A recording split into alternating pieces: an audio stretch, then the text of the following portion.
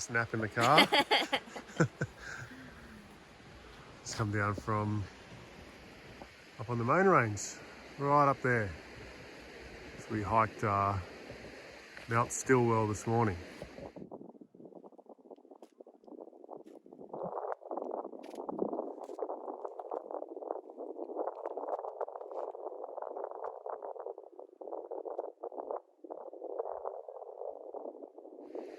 But find this little spot here and set up and give it a rundown. Just getting the tent off the car. Thought we'd do a bit of a setup video so everyone can see how long it actually takes and what's involved.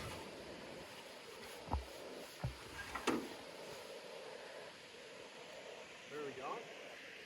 Right there, I reckon. The hardest bit is picking your spot. That's what takes the longest.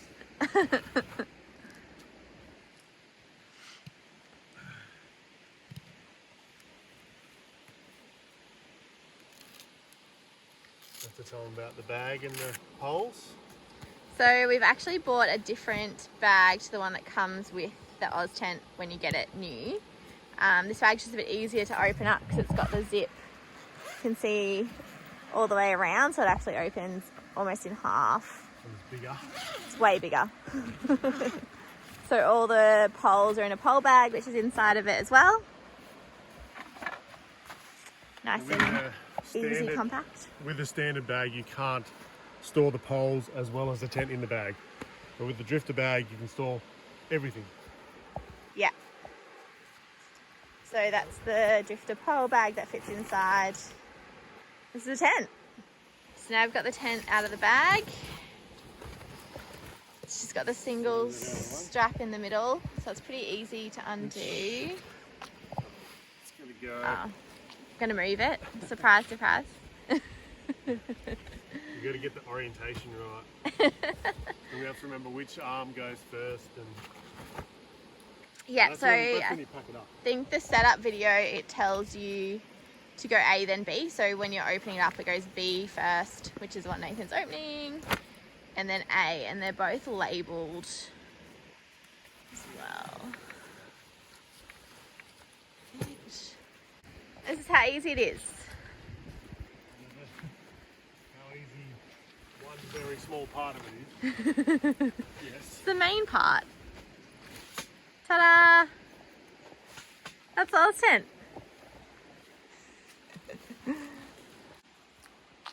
So it's nice and tall at the front, so when you're inside you can stand up.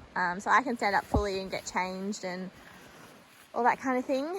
Nathan kind of struggles because he's 10 foot tall, but you know.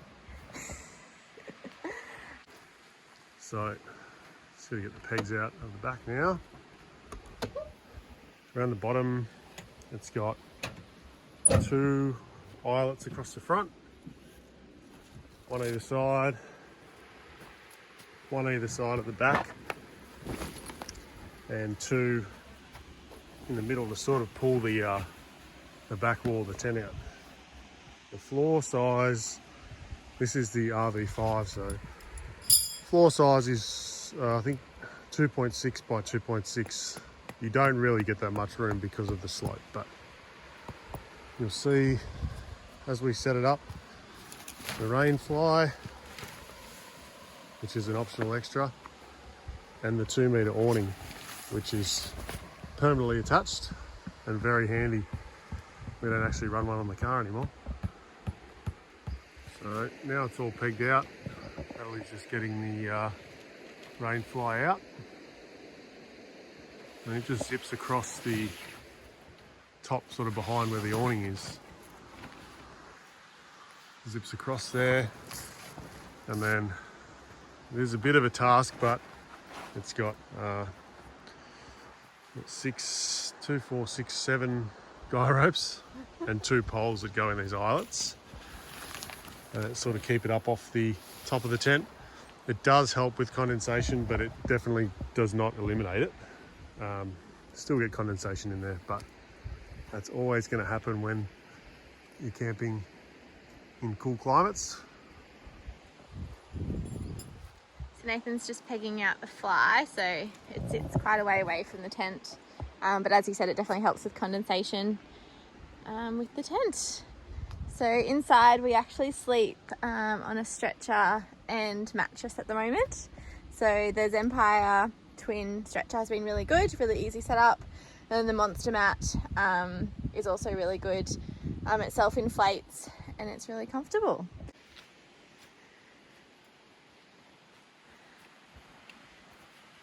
The back of the fly done. And there's also 2 poles that go in as well that we'll show you. So Nathan's just putting in the poles now that go under the fly, and it actually holds it off the tent, which is quite good. So it gives it that protection. And these are all the other poles that you'll need for the Oztent. The smallest 2, those 2, are for the front of the awning, which Nathan's going to set up. The middle 2 go in the center of the awning, so it gives it a bit of a ridge in it to get water and stuff off it. And then the 2 front ones also help with that as well, so we'll show you that set up. Nathan's just sorting out the peg and guy rope situation. The endless nest of pegs and guy rope. Yes, there's a lot.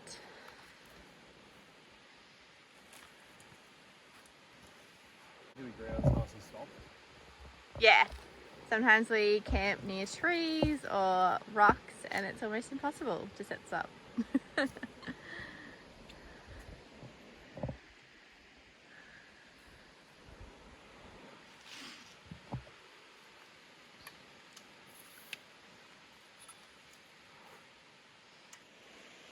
So there you have it all set up. Natalie's loading the bedding in there at the moment. But all in all, maybe 10-15 minutes if you're not filming a YouTube video. You see the ridge pole.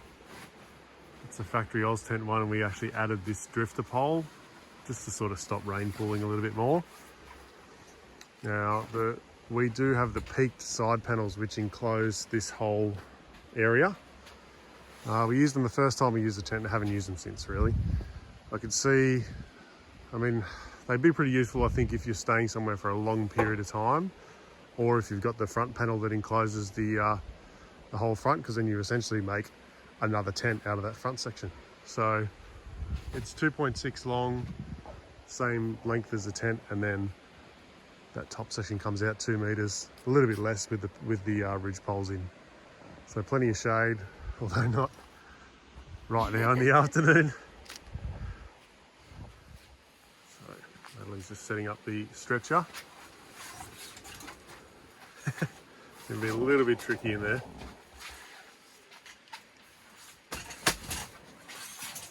You can see at the rear there's that one large window as well. There is a canvas flap on that with zips either side, and that rolls up, so get plenty of ventilation. Side windows, and then you've got the vents at the top here as well, so they roll up, so you can have the rest of it all closed and just have those vents open when it's cold. We find that the best sort of solution for condensation. She's had enough already. Still a fair bit of room. I mean, you could probably shift the stretcher back a little further. Enough room to stand here next to the bed and get changed. One of the best things, really, especially in bad weather, having all this room. You can just climb in whatever you're wearing and get dressed in the dry. It's great. So, just putting the mattress out. See on this end, it's got a valve, and it's got a deflate only setting, an inflate only setting, and then you can have it fully open. So we generally just leave it fully open, and then when we get in to bed, just put it on inflate only so it can't lose any air. And then yeah, throw the bedding on there and you're ready to go. So just getting the bedding out and keep everything in this comically large canvas bag. Looks like that next to Natalie anyway. We've got the mattress set up in there. It's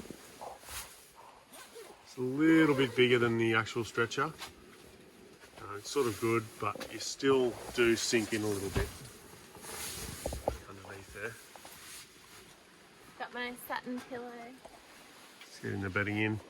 So run the two sleeping bags, two large sleeping bags zipped together, and then just our house pillows, or a variant of house pillows.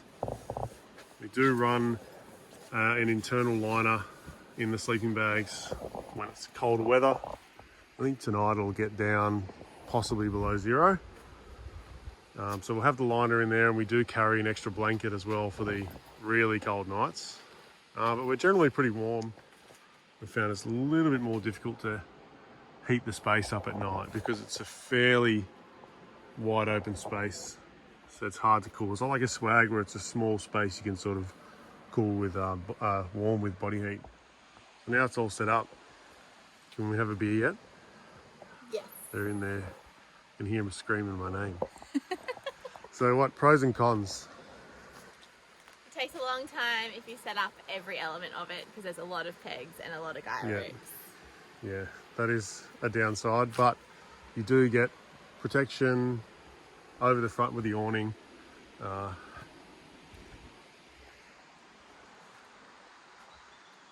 And protection from the weather over the back. Another downside is it's 2 meters. The pack dimensions are pretty big. It's 2 meters long, so it does overhang front and rear on that rack. I think that rack's about 1.6. You still get condensation inside. But it doesn't matter because you take all your bedding out, so... Yeah, it doesn't matter how wet it is inside, you take all of your bedding out, so you're not too worried about packing. Like with a rooftop tent, we're always packing it away and worried about it, all of our bedding and stuff getting wet. But thankfully, I don't have to worry about that now.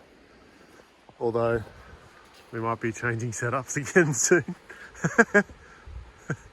It's never ending. Classic Nathan. It's never ending. So it held up all right in the snow. We probably got, I don't know, maybe 5 centimeters of snow.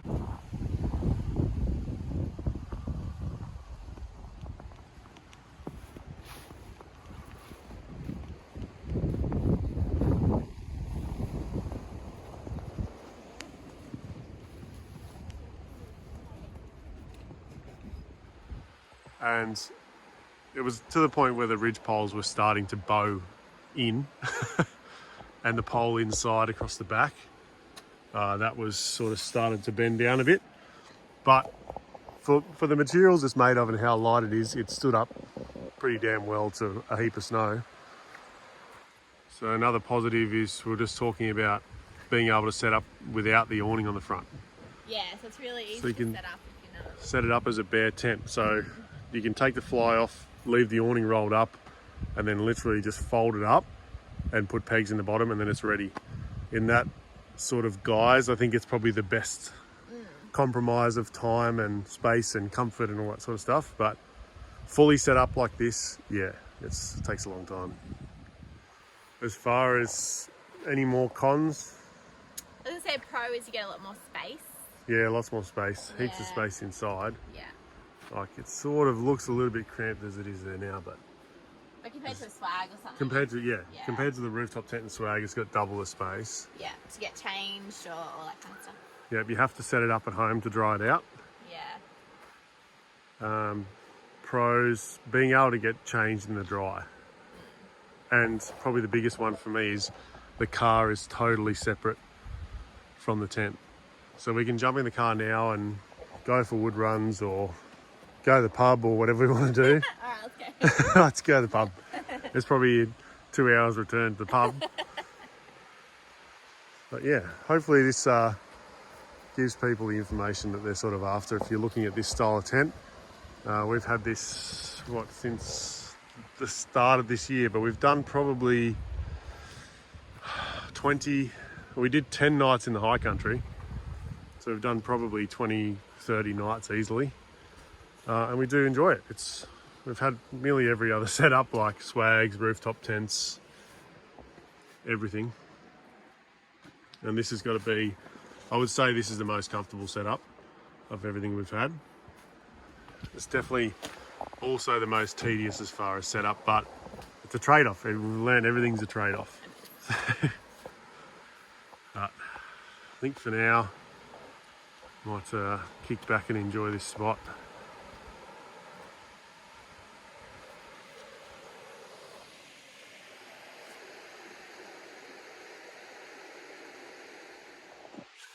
See both of us. It's all set up. It's all set up behind us. And then we have a nice, very nice view. So we're gonna go enjoy that. Hopefully everyone got the information that they needed. If you want to know anything else, feel free to send us a message, leave a comment, whatever you want to do, like and subscribe, all that sort of bullshit. But have a good one, and we'll see you next time.